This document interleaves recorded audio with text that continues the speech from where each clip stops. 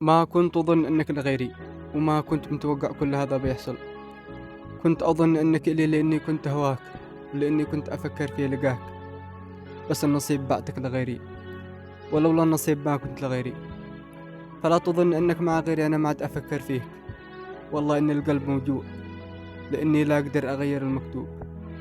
كنت تشتي تطرح الخاتم في أصبعك وزرع الابتسامة في وجهك، بس أنا كنت صابر وساكت ومن رفضك خايف. ليش كنت صابر وساكت؟ من رفضك خايف. ما كنت راسلك لأن غيري قلت ما يستاهلك. وحين سمعت بأن عرسك تحدد، حينها الدموع نزلت من العين لتعلم بخبر وفاتي، قبل ما العين تشوفك مع حد غيري. لأن القلب لا يتحمل يشوفك مع حد غيري، لأنك عودت العين في هذه السنين كلها بأن تشوفك.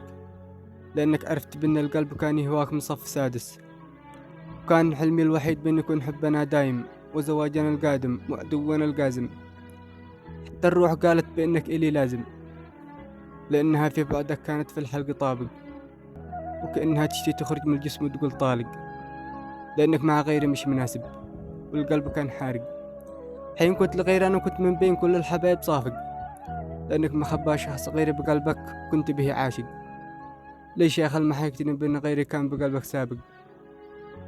ما دام غيري كان بقلبك سابق، خاطرك هذا سلامي.